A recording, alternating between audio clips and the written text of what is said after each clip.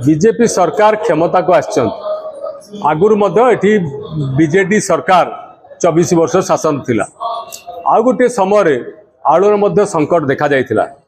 आमे 2014-15 मसीहा कथा मु कहूची दीदी आमर वेस्ट बेंगल रु आलू बंद कर देथिले।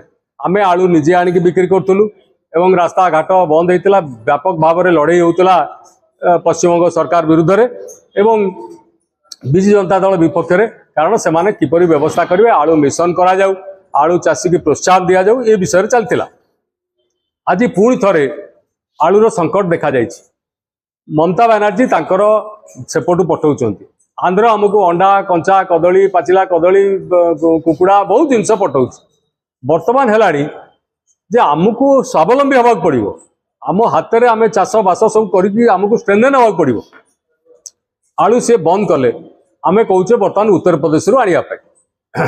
सरकार जानिबा उचित तांकर भी सरकार सेठी अछि नहीं। से संक्रांत तो मान्यवर मुख्यमंत्री ममता बनर्जी सहित नीति आयोग मीटिंग रे भी कथा ता बाहर भी कथा किंतु फल शुन कथबार्ता निश्चित कथा उठिला पुणी कौन ना नवीन पट्टनायक चिठी लिखला पर जाके आलू आसी ये आउ गोटे सांघातिक कथा।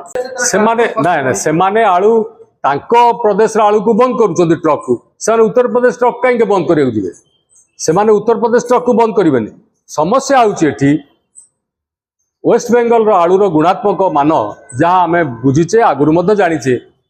आपड़ जेकोसी आलूर जो माने बड़ बड़ बेपारी अच्छा क्षुद्र बेपारी पचारे कहींपारे उत्तर प्रदेश आलू तार जो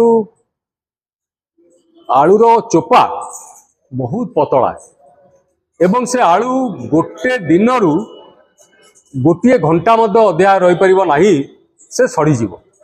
किंतु कलिकतार आलूटा ता चोपा मोटा से आलू आपन देखिए से दुकान रे 4-5 दिन पर्यंत सुरक्षित रही पार आसला परे कोल्ड स्टोरेज। तेणु ताकू दुकानी जे बिक्री करेंगे सेठू आसिले एक तो दरदाम रेट बढ़िबो, द्वितीय आलू नष्ट हो गला परे से लोक नहीं कि घरे रखिबो ता आलू ता संगे संगे करदबो।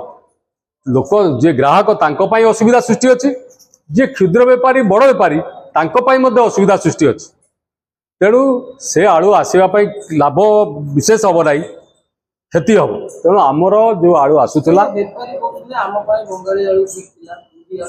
वास्तवता से आमर पश्चिमबंग आलूर गुणात्मक मान मु कथा कहली, तार आलूर जो मान तार ये बहुत भल एवं से रही पारिबो, से आलू रही पारिबो लोक पाखरे, लोक से आक्वेंटेड हो गले वर्ष वर्ष धरिकी।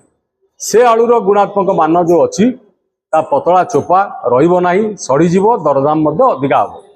तेणु आमको बेंगल सांगे कथबार्ता करिया पड़िबो, बेंगल प्रशासन सांगे मुख्यमंत्री बाबद में कथबार्ता करिया पड़िबो। साइमल्टेनियसली आमको आलू जो मिशन कथा आलूर उत्पादन वृद्धि पाई इठी चाषी मानक आकृष्ट करिया पड़िबो एवं साहाय्य सहयोग करिकी निजर आलू बढ़ेला परे आस्ते आस्ते आस्ते आस्ते से दिगरे जो अभावी सृष्टि होची से मेंटी पाइबो।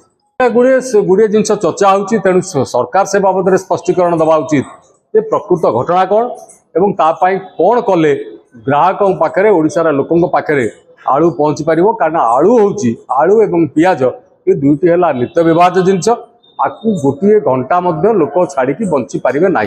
साधारण गरीब लोक बड़ लोक जे अति छाड़ी दिए कथा मध्यवित्त लोक, तेणु आलू पाई समस्त दरकारी जिनस दरकारी परिबा ताकू किपरि पहुँचबो से राज्य सरकार चिंता करिया दरकार।